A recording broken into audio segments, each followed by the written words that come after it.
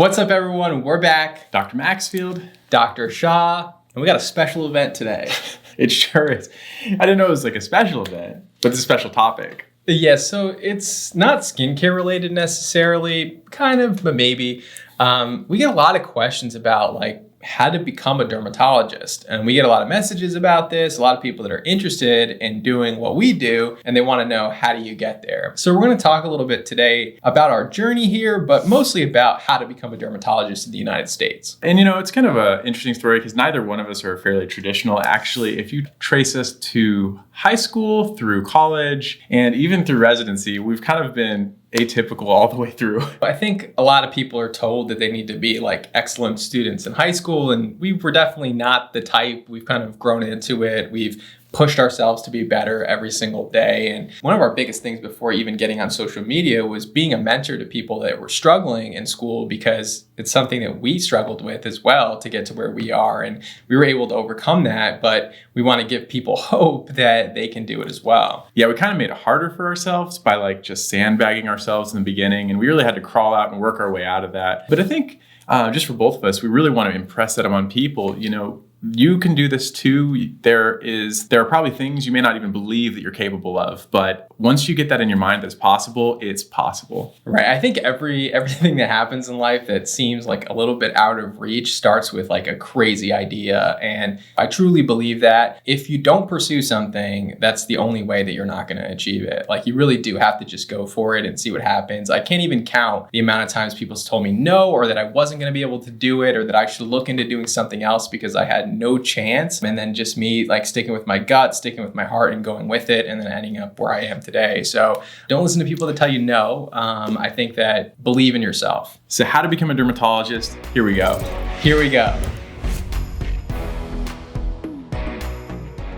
So I think that was like the perfect place to start it though, because for me, I think I was actually my own worst enemy. Like, I've always had people who at least loved me. They probably didn't believe in me because I didn't believe in me. And eventually, I just had people come alongside me just over the years and just continue to help mentor me and help me grow. There was a lot of people that there was no reason for them to believe in me, to be honest. Like, that's not really necessarily their fault, because I was not historically a good student that cared about school. And so to have those people say like, oh, we really believe that you're going to, go the school route, I would be kind of reaching for me to expect that of them, to be honest. So for me, it came from a place of like, I wanted to turn my life around, and I decided to go with it. And I think eventually I saw one moment in time where I had success in something finally. Took a biology class when I was in community college, and I did well in it. And for me, that was like, wow, like maybe I can do this. And I think being able to say like, oh, I can do this at a very small level was enough to like catapult me to the next step. This is so funny because we actually didn't know this about each other until we joined Dermatology Residency together. We have such similar stories. I had a similar experience. So like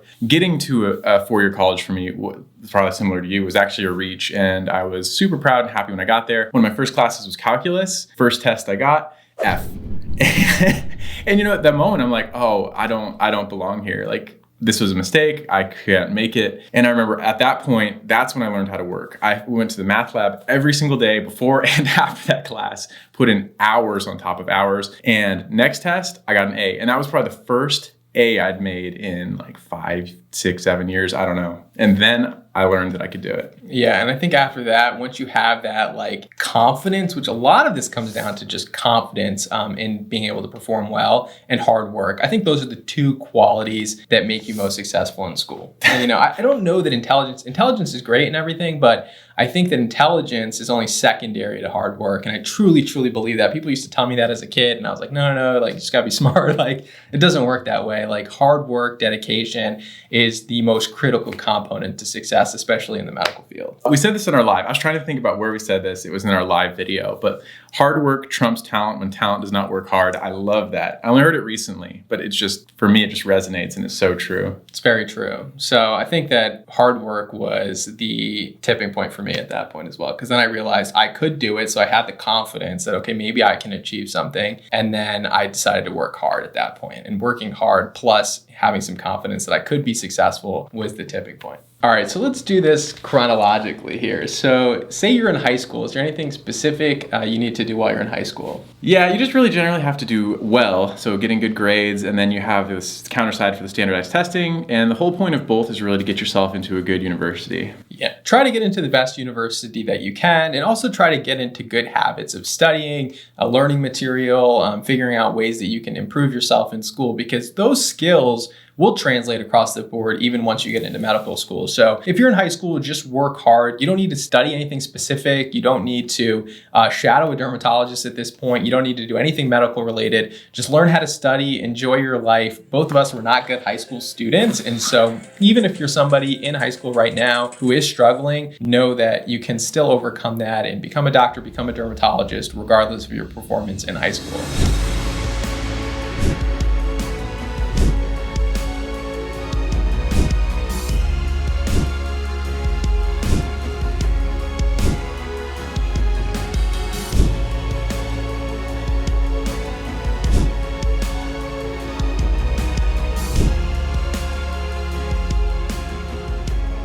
And so for high school, not a whole lot you just have to focus on, but then that transitions us into college. For college, does going to a good university or prestigious university matter for your goals of medical school? So a lot of people will tell you that it doesn't matter, and then other people will say that it does matter. I think it does matter to some extent. For some reason, we have this brand recognition where people say, okay, you went to Harvard, and Harvard is a brand essentially. And so if you got into Harvard, that's like a stamp of approval that you've passed some metric in high school that now you're at Harvard. So when you apply to medical schools, they may look upon that favorably because now they have somebody from Harvard. However, if you don't get a good GPA at Harvard, say your GPA is a 3.0 at Harvard, you won't even make the cutoff. So they don't look at every application. They actually screen the applications based on your GPA and your MCAT score. And so if you go to a university where your GPA is a 3.0, you won't even make it past the screening regulation. So no matter where you go, probably the most critical thing is that you get a good GPA. Yeah, that's true. And this is kind of actually a continuing theme. You have this GPA, and then you have to complement that with good test scores. And then that actually also will complement, I guess, kind of the pedigree of the institution that you attended. And so you get a good GPA. And then what classes during that course do we need to take and focus on in college? So there's a couple prerequisite classes that you need to take while you're an undergrad to get into med school. These are required in order to apply, and you should do well in that because they actually look at your quote unquote science GPA versus your other cumulative GPA, and they stratify that. So your science GPA is important as well. And so there are certain prerequisite requirements: biology, physics, chemistries, other classes, biochemistries, depending on what schools you're applying to, that are required that you do well in it. But does it matter what you major in as an undergrad? So, and this is a little controversial too. I think it does, having been on this side of it. We both had different majors. I was a human biology major, which is pretty much like a pre-graduate school major. It's hard to find a job, I think, with a human biology degree. And then what your major was? I majored in psychology. And so definitely not a biology degree, not something that would say, okay, I'm going to go into med school. But while I was doing my psychology major, I did take the prerequisite classes and focused on doing well in those classes. With this psychology degree, I did a lot of ceramics classes and art appreciation and music appreciation. But critically, even in those classes, it's important to do really, really well because it will boost your cumulative GPA, making you more competitive for medical schools. I do think they take your major into consideration though. So for example, someone who majors in chemistry, I've always had a lot of respect for chemistry majors, especially if you're trying to get in medical school, because you're almost making it harder on yourself. Because I know some of those classes are extremely difficult to get those high marks in. So they weigh that a little bit when you do apply, but overall, if you do well in the classes with prerequisites, that's going to help. And then that carries over to the MCAT. So this is the standardized test for medical school entrance, and it actually tests a lot of those core and required classes. So the MCAT, which is the dreaded exam for all people, is when we were taking it, it was scored out of 45.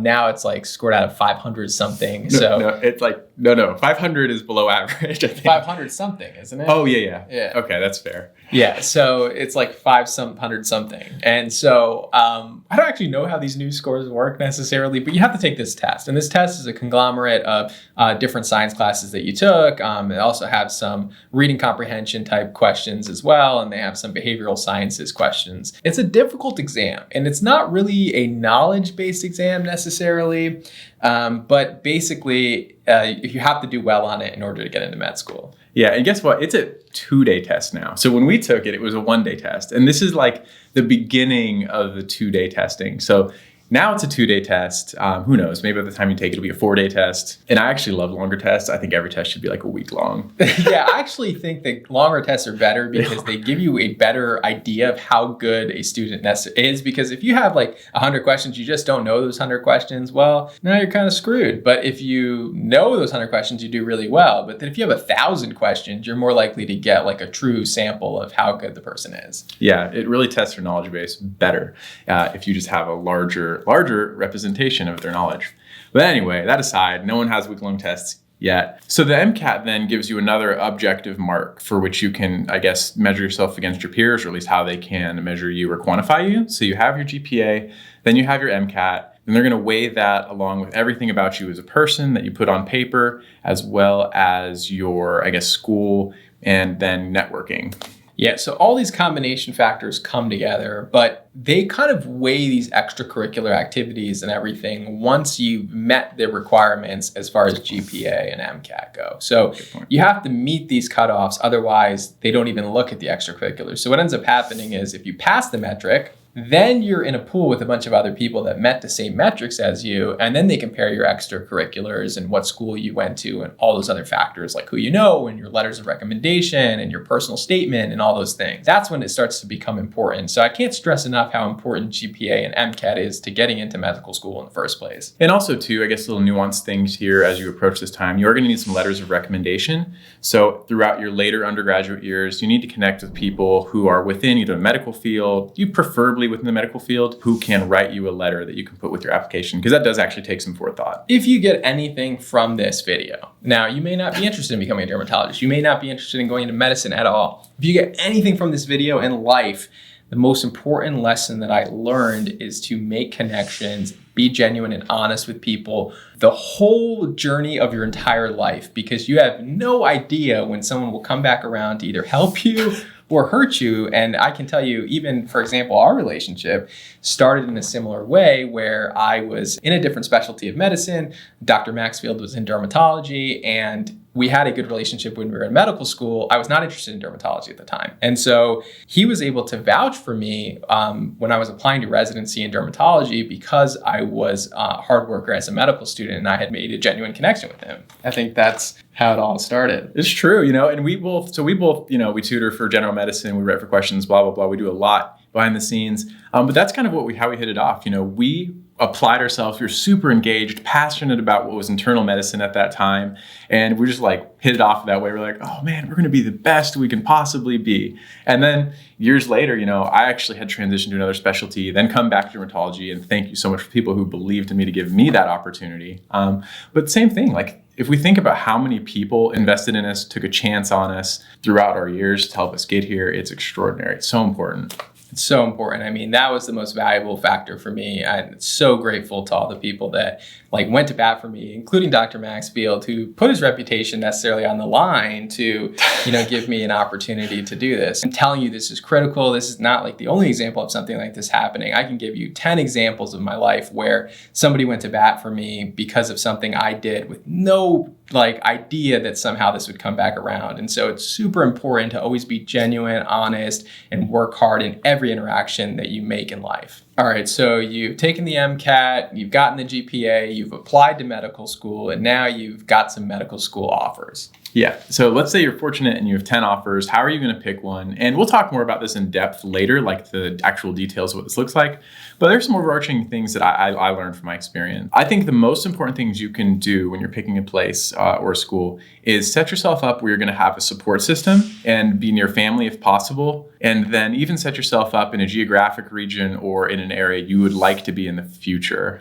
You really cannot overstate the amount of work and time commitment that goes into medicine medicine, without people coming alongside you and behind you, it actually gets very, very stressful and difficult. Yeah, you definitely need a support system. And I'm super grateful for my family that supported me through this entire process. Family is so critical.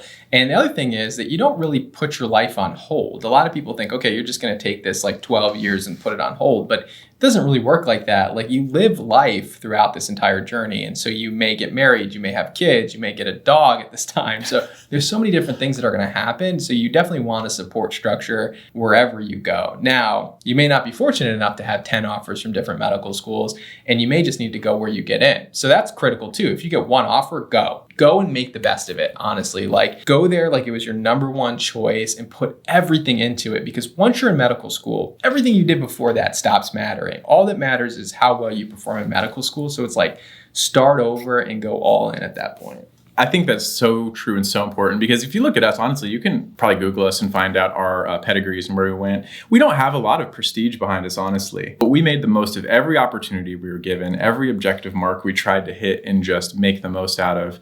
And we're very fortunate that we were able to kind of take control of our destiny and end up here. Yeah, I didn't get like a lot of med school interviews at all, but I remember like sitting there with them, and like so many people had told me no at that point, like, you're not going to do it. Like, there's no way. You should look into other. And I did start to look into other things, but I was like steadfast. Like, I really want to go to medical school. And when I finally got interviews, and it was like late in the cycle, I remember like sitting down at the interviews and like flying out to Florida and saying to them, if you give me a chance, like, I promise you I'll work harder than any student to like prove it was worth it. For me, like, it was like an opportunity, like a second lease on life. And I like didn't have the pedigree leading up to that. And so I was like, if you just give me the chance, like, I know I can do this. And when I got there, I really meant that. And I worked super hard when I started medical school. All right, so now you're in medical school.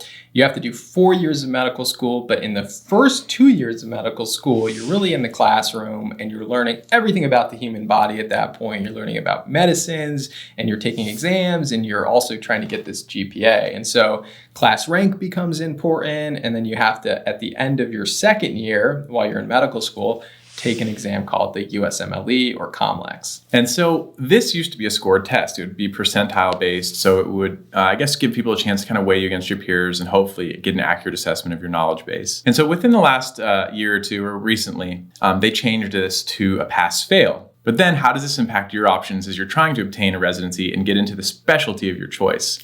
And this is a little controversial. I know other people kind of feel differently about this. Yeah, I'll let you know sort of my opinion on this. There's like a Jay-Z's quote that I always, for some reason, live by.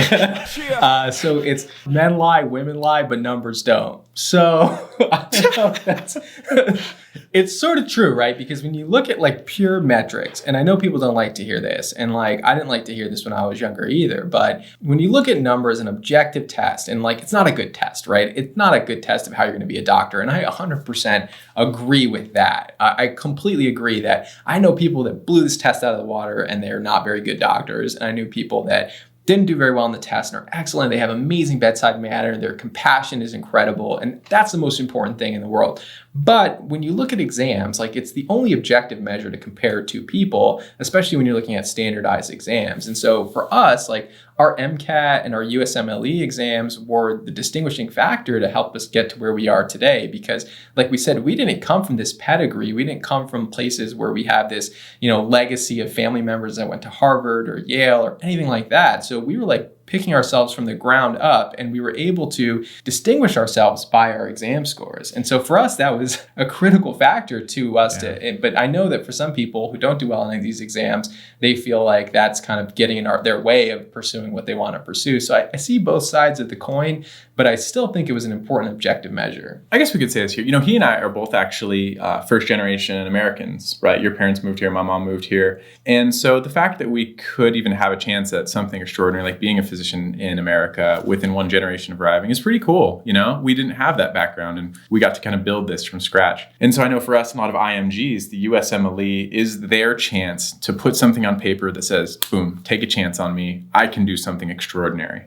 So other than scores, what other things program directors will look at? So when you look at like the program director survey that they do, the next thing after scores that they look at is letters of recommendation and your MSPE or dean's letter. And a lot of these things are quite subjective, honestly. Like there's no objective measure to your MSPE. I mean, it has to do sort of with your performance when you're a med student, but that really is just in relation to the small class that you have in med school. This is not a comparison to the 10,000 other medical students in the country. It's just how you did in comparison to your peers in your class. So that's not very objective. It's kind of subjective and also has to do with what school you went to. And again, this may go back to how you did in undergrad or how you did in high school. And so you start to get more and further away from your current objective status of where you stand in the medical school world. Yeah, and I think that's kind of the downside of this is all of a sudden, without the subjective mark, it becomes more and more important about who you know, where you go. And then, after they take a look at this, so all these things are the list for what interviews you will get. Then there's another thing that's in the survey is what becomes important after you get the interview. And unfortunately, this is where you come in. This is where they talk about how good you are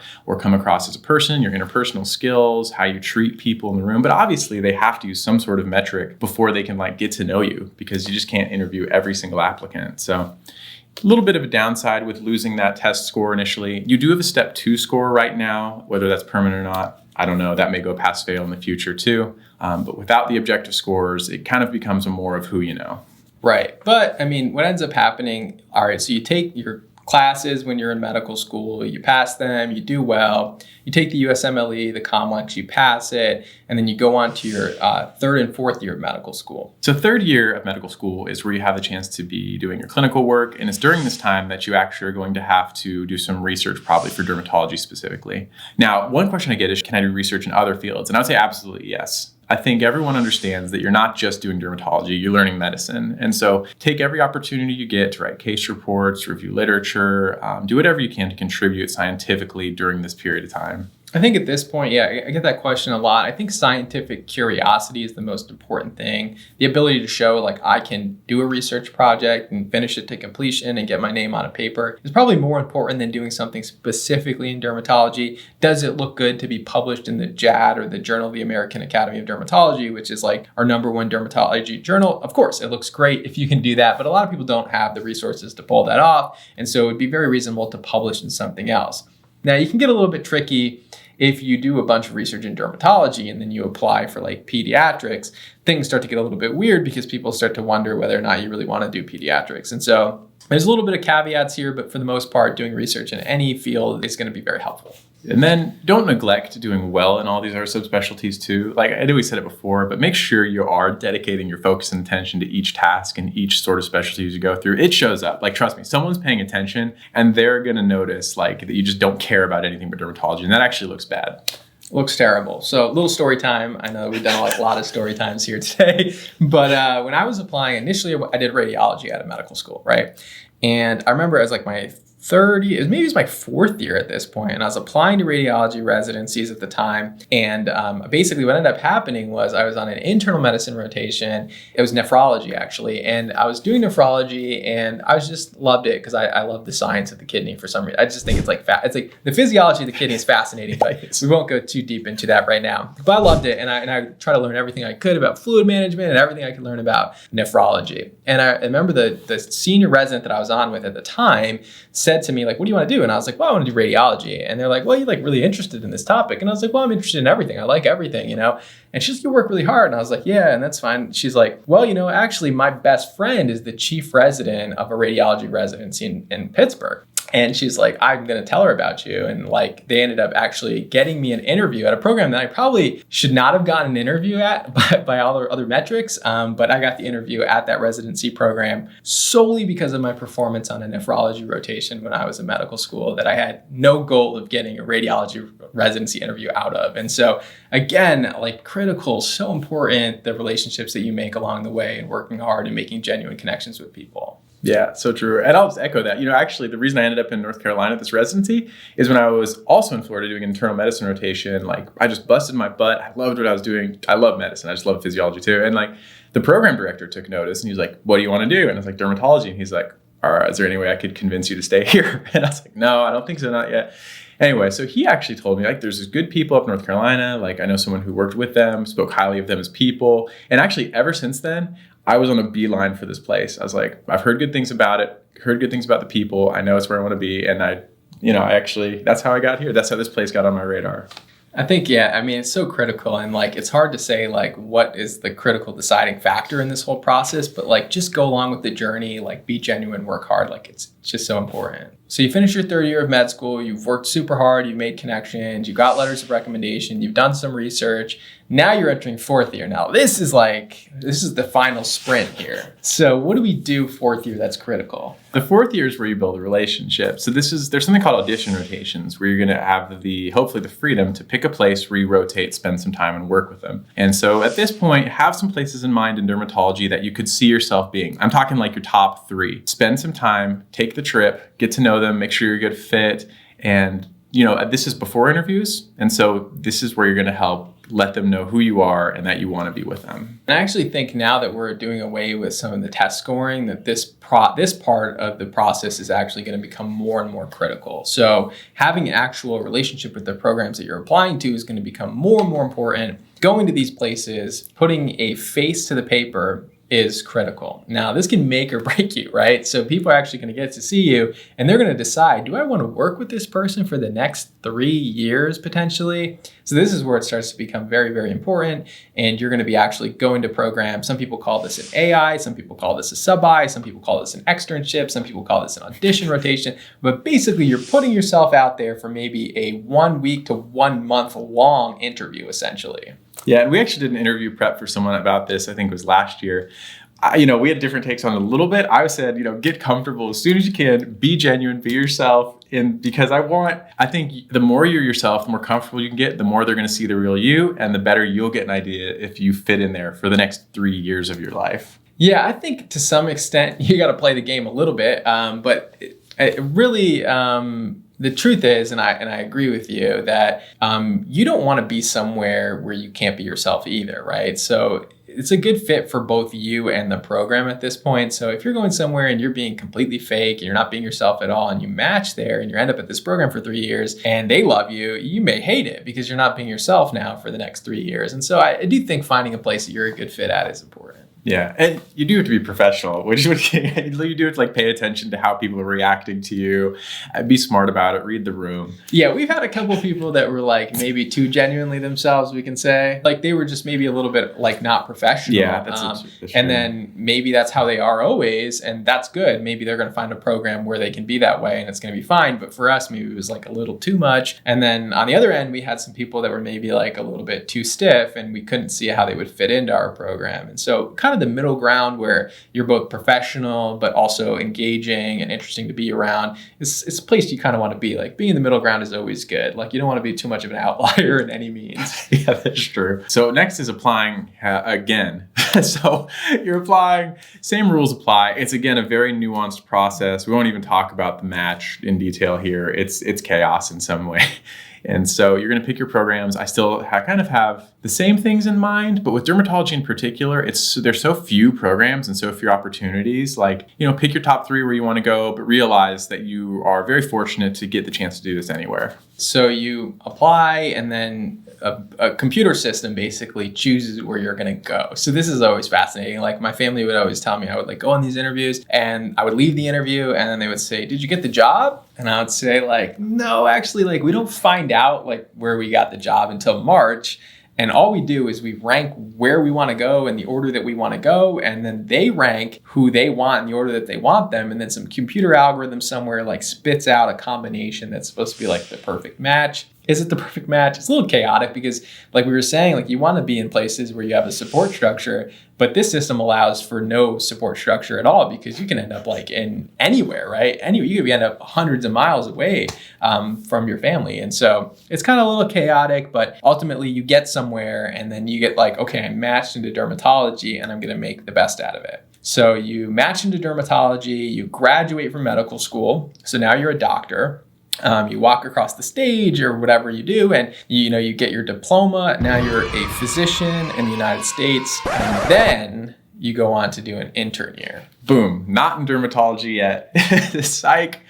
Yeah, so here is actually, I think this is probably one of the most valuable years though, honestly, in all of medicine, because, it is after your doctorate degree where you hold a doctorate in everything from like the cellular level through how it functions as a system, through how it's applied clinically. Then you have a year to experience that, practice that under supervision of an attending physician. So this is where you do general medicine for a year. Yeah, so you have the option of doing either general surgery for 1 year. You can do general internal medicine for a year, or you can do what they call a transitional year, which is like a combination of like a hodgepodge of a bunch of different things. But either way, for that year, you're not doing dermatology, you're doing general medicine. And it's good because then you get to see like how referrals work and you get to see how other specialties work. And it's a very valuable year because you're working very hard in the hospital, very long hours. You also get to appreciate life on the other side of it as well. So it's a good year. And it actually was the year that was critical for me because I realized I didn't want to do radiology after doing my intern year because I loved patient care so much and like forming relationships with patients and being there for them. And so for me, that actually ended up being a very critical year in my life. But for a lot of people, it's just a year that they need to get through to get to where they want to be. Yeah, it is actually, that's actually one of the most critical years of my life. My favorite professional year is probably my intern year.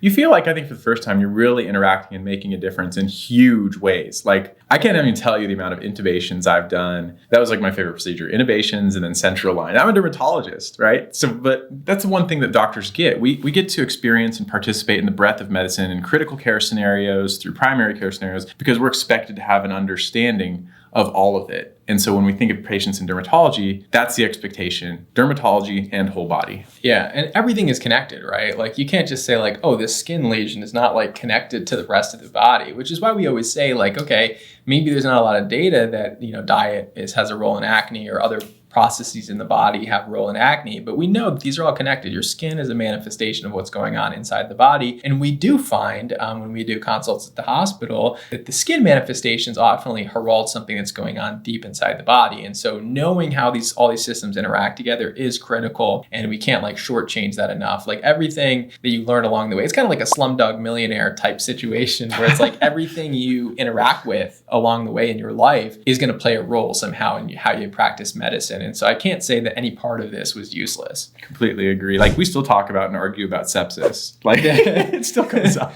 For some reason, we like review sepsis criteria, which is like way outside of our scope of practice, but we were both big medicine nerds and had done other things prior to getting into dermatology. So it's something that's like still fascinating to us. So anyway, so now you are finishing your intern year and now you're into doing what you wanted to do this whole time. So now you've gone through 9 years and now you're a dermatology resident. Yeah, so dermatology residency, it's 3 years. And actually, this is a very interesting thing because there's so much new information in dermatology. It's like starting medical school over again. It's ridiculous the amount of reading and new info. So much reading. I mean, it's one of the most reading heavy specialties. I would say like radiology and dermatology, believe it or not, I think are the most heavy reading specialties once you're in them because it's a lot of new information that you need to learn. And so we do a lot of reading, but at this point, we're seeing dermatology patients. We're seeing patients in clinic. We have our own patients on our schedule. And then you have an attending who is a board certified dermatologist that basically checks behind you. So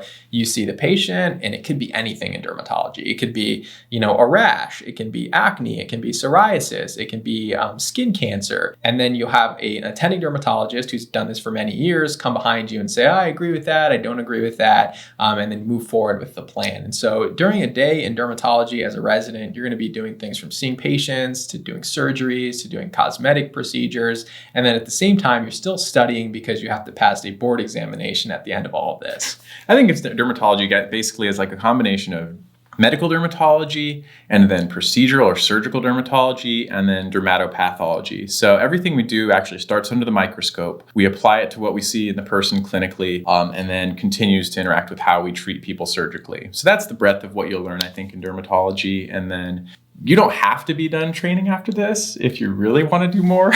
So, all right. So you've done a year of intern year. You've done 3 years of dermatology residency. while you're a dermatology resident, things have changed quite a bit. We used to take one exam at the end of residency to become board certified. Now we take 4 exams in residency that you have to pass, and then another one at the end of residency that you have to pass. So 5 exams that are basically standardized exams that you need to pass in order to become a board certified dermatologist. But once you do that, you could do an additional year of training in one of 4 specialties. So you can do pediatric dermatology, you can do dermatopathology, you can do a cosmetic dermatology fellowship or an ASDS fellowship, or you can do a Mohs surgery fellowship. Yeah, and there are new ones coming out all the time, and so who knows what's next, but that is what we have available now. And so you can further subspecialize, further become the expert in one area of dermatology. So that's our tally. So time-wise, where are we at? So we're at 13 years if you do a fellowship, 12 years if you don't do a fellowship. And so just to kind of recap, you do 4 years of undergrad, 4 years of med school, 4 years of internship and residency, 1 year of fellowship. You take an MCAT exam, you take 3 board exams in medical school, the USMLE or COMLEX, and then you take 5 exams when you're in residency that are standardized exams to become a board certified dermatologist. By no means a short journey in any way, but I will say this, I've enjoyed the whole process. Me too. I can't imagine myself doing anything other than what I'm doing. It's pretty incredible. And like, it made me like who I am today. Like, I can't even tell you how much like I've grown up as a person through this process. Like, before all this, I was very immature. I was very short-sighted. I didn't understand the value of life in the way that I understand it today. And like, as an intern, seeing people die and like young people die and like their lives change instantly. For me, this has like been such a rewarding process, but also like a maturing process for me. So to be here today from like where I was, I've grown up so much. I've gotten married, I've lived like what I consider to be like a wonderful life. I've been able to give back in ways that I never thought I could give back in. And so, the whole journey has been rewarding. Yeah, it's true. It actually here's something interesting too. The further you get, I think the more humbled you become. Like I remember after our scores came back, honestly, we were very fortunate to do very well. And like, I remember like points where I'd become pretty prideful. I'd be like, wow, look what I've accomplished. Look what I've done. And then thankfully, and I mean this genuinely, thankfully something would come alongside me and humble me. And like bring me back down and be like, oh, thank goodness I'm here. Like that is the best, I think, learning experience over the course of the decade plus training. Like you get humbled and humbled and humbled over and over again. Yeah, I really think that there's no place for ego in medicine, and you'll learn. New study will come out that will prove you wrong. You'll do something and it will lead to a bad outcome. And you realize like there's that sort of like Dunning-Kruger effect, right? Like where they say that the less you know, sort of the more confident that you are, and that the more you know, the more you realize like, okay, like there's a certain point where I don't know everything. And like, I think that has happened to me as well. Like so humbling, so many different moments where like I felt foolish or I've done something stupid. I'm like, wow, like, and it's really an incredible journey where you get to like exercise your mind, but at the same time get humbled by life around you. And so I completely agree with you. Like it really is truly humbling. And I think for us, like when we're on this platform, we talk, and we've said this multiple times in the past, we're going to say things that are wrong. And we know this with absolute certainty that we will because of our medical training, because we have in our lives been proven wrong several times. And I think through that, we approach this lens of like, we're trying to give you the best information that we have, like from everything that we know, but it's not absolute, like we may know a lot about dermatology. We may know more than the average person knows about dermatology, but we don't know everything, and no one does. And so we just do our best on this platform to give you the best information that we can, but it's not absolute. Yeah. Yeah, and that's why we're always learning, like, and we always will be. That's like the physician motto is lifelong learner, because you're going to be wrong. You're going to learn. You're going to have to adapt. And that's why we appreciate everything from you all, like the grace, the feedback. I learn from you all. We say that every time. We learn from y'all. New things come up. You bring up new things to us, and it's awesome. Right. And that's also critical, is that like at no point, like I've learned things from, people that, had less training than me. I've learned things from people that had no training in dermatology at all. But like, it's so important, like just feedback from people, from patients even, where they tell me something and I'm like, I don't know about that. And I look it up and I'm like, wow, like they're right. So it truly is humbling. And I think that we do learn so much from all of you and your feedback. And from other creators that make content as well. I'm like, oh, I didn't I didn't know that, I didn't, I can't pretend that I knew everything.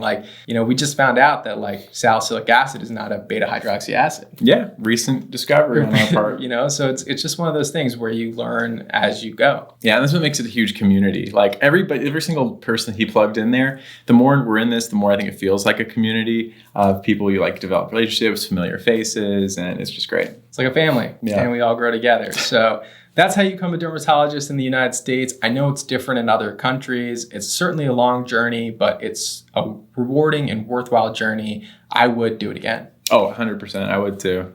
So for those of you who are about to graduate high school and you just have it in your mind, this burning desire to turn around and do it again, medicine is for you. Yeah. But it's a long journey, so you can't do it for external means. You can't do it because your parents told you to do it. You can't do it because you think you're going to make a lot of money doing it.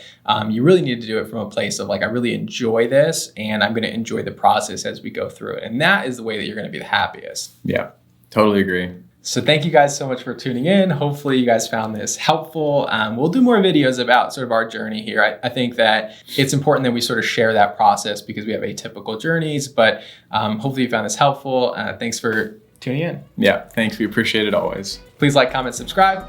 We'll see you next time.